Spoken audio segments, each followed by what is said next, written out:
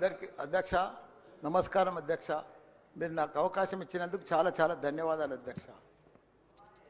నాకు ఏం చేయాలనో ఎట్లా చెప్పాలనో ఏం చేయాలనో అర్థమైంది లేదు అధ్యక్ష. నేను పాలమ్మిన అధ్యక్ష, పువ్వులు అమ్మిన అధ్యక్ష, పెద్ద పెద్ద విద్యా సంస్థలు తెరిచిన అధ్యక్ష. ప్రపంచంలోనే భారతదేశంలోనే పెద్ద విద్యా సంస్థలు తెలంగాణ ఎవరికైనా ఉన్నాయంటే అవి మల్లారెడ్డికి ఉన్నాయి అధ్యక్ష. కానీ ఇప్పుడు అంతా అయోమయం ఆగం ఉంది అధ్యక్ష. ఎట్లా అంటే నా మేడ్చల్ నియోజకవర్గం అధ్యక్ష, భారతదేశంలోనే ఏకైక నియోజకవర్గం మేడ్చల్. నేను జిల్లా చెప్తలేను అధ్యక్ష, నియోజకవర్గం నాది పెద్దది అధ్యక్ష. 7 మున్సిపాలిటీలు, 3 కార్పొరేషన్లు, 61 గ్రామాలున్న ఏకైక మేడ్చల్ నియోజకవర్గం మల్లారెడ్డి అధ్యక్ష. మల్లారెడ్డి అధ్యక్ష, దాన్ని అతులం కుతులం చేస్తున్నారు అధ్యక్ష. దాన్ని జిహెచ్ఎంసీ అని ఇప్పుడు నా తన 7 మున్సిపాలిటీలు ఉన్నాయి, 3 కార్పొరేషన్లు ఉన్నాయి, 61 గ్రామాలు ఉన్నాయి. అందులో 28 గ్రామాలు తీసి మున్సిపాలిటీలలో కలిపేసారు పక్కకునే గ్రామం. ఆ మున్సిపాలిటీలన్నీ ఇప్పుడు వాళ్ళ పీరియడ్ అయిపోగానే జనవరి 27కు అవి జిహెచ్ఎంసీలో చేస్తారట. నా టైంలో ఒక్కటే పీరియడ్ అయింది వాళ్ళు గెలిచి. నా దగ్గర ఒక్క మేడ్చల్ నియోజకవర్గంలోనే కార్పొరేటర్లు, కౌన్సిలర్లు, మేయర్లు, జిల్లా పరిషత్ చైర్మన్లు, సర్పంచ్లు, ఎంపీటీసీలు, వార్డు మెంబర్లు వీళ్ళందరూ కలిసి ఒక్క మేడ్చల్ల 444 మంది నా తన లీడర్లు ఎదిగిరు అధ్యక్ష.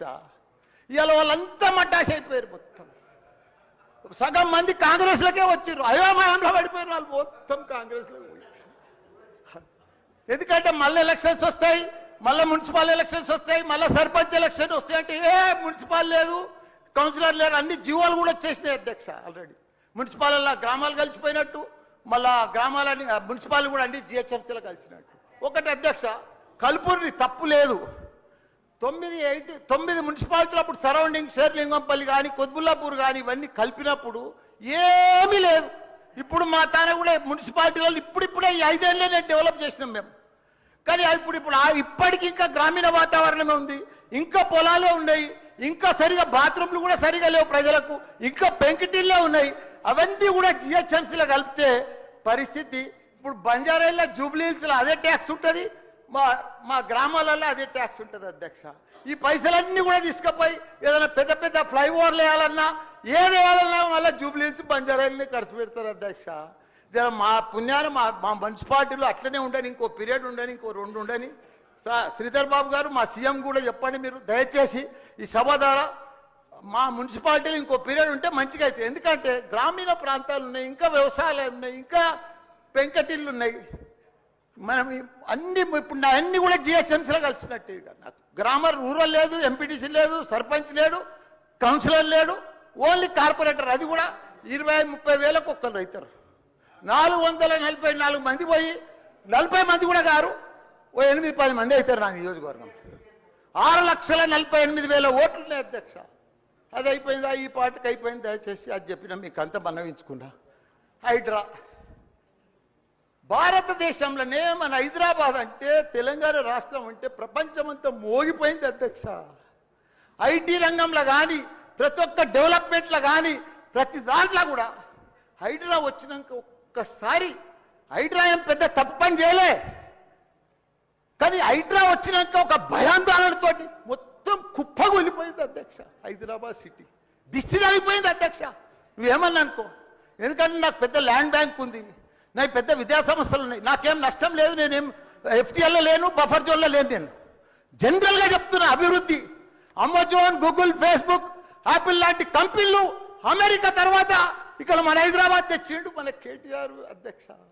హెడ్ క్వార్టర్స్ ఇన్నే ఉండే అధ్యక్ష. ఐటీలా మనం కర్ణాటక బెంగళూరు మించినాం అధ్యక్ష. ఇక్కడ 9 లక్షల మంది ఉద్యోగాలు చేస్తున్నారు, ఐటీ ఉద్యోగాలు. పెద్ద పెద్ద ప్రపంచం అంతా కూడా హైదరాబాద్ తీసుకొచ్చి పెద్ద పెద్ద వాళ్ళకు బుగులు పట్టిపోయింది అధ్యక్ష. గరీబ్ వాళ్ళు అయితే గుండెలు వలిగిపోయినాయి అధ్యక్ష. మరి అది ఎందుకు తెచ్చిరో ఏమో మళ్ళీ నాకు అర్థం కాదు. ఇప్పుడు ఒకటి అధ్యక్ష, ఇప్పుడు నాయే కొన్ని ఎఫ్టీఎల్ ఉన్నాయనుకో, ఎగ్జాంపుల్ చెప్తా శ్రీధర్ బాబానా. మన ఇంట్లో మన సెల్ ఫోన్లో చూస్తే మన భూమి వన్ జర్సెప్టి ద ఫ్లో అయిపోతుంది అన్న, మీకు దండం పెడతా. మీరంతా చాలా మేధావులు. మన ఇంట్లో కూర్చొని కూడా మన పొలం హైడ్రాల్ ఉందా, చెరువు ఎఫ్టీఎల్ ఉందా, బఫర్ జోన్లు ఉందా చూసుకోవచ్చు. అంత టెక్నాలజీ వచ్చింది. గూగుల్లోకి పోతే చూసుకోవచ్చు.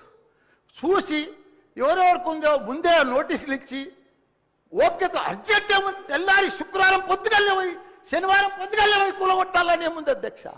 నిదానంగా వాళ్ళు కూడా మన తెలంగాణ ప్రజలే. వాళ్ళంతా కూడా మీరు ఓటేస్తేనే మనం మంత్రిలో కూర్చున్నాం. మనం అంత ఆదల బాధ ఆధార్ చేసేది, టెన్షన్ చేసేది ఏం అవసరం. మంచిగా నోటీస్ ఇచ్చి బాబు చేంజ్ చేసుకో, మార్చుకో, చూసుకో, నీకు ఇది ఇస్తాం, గరీబోడు ఉంటే ఇది ఇస్తాం, ఈ బెడ్రూమ్లకు అని నిమ్మడంగా చేస్తే అయిపోయాయి కదా. ఇంకా 4 ఏళ్ళు ఉంది కదా మీకు. ఈ ఏడాదిలోనే ఫస్ట్ ఇయర్లో చేయాలని ఏముంది, అన్ని కొన్ని చేసుకుంటా ఉండి. రియల్ ఎస్టేట్ అయితే అధ్యక్ష రియల్ ఎస్టేట్ అయితే కుప్పగొల్లిపోయింది. ఏదైనా పెళ్లికి అమ్ముదామన్నా కొంటలేరు ఎవరు, పైసల రొటేషన్ లేదు, వ్యాపారాలు లేవు, బిజినెస్ లేవు, ఏమీ లేవు అధ్యక్ష. దయచేసి మీరన్నీ కూడా ఆలోచన చేయాలని మంత్రులు కూడా ఉన్నారు. అందరికి కూడా చెప్తున్నా, అందరికి కూడా దండం పెట్టి చెప్తున్నా. Thank you.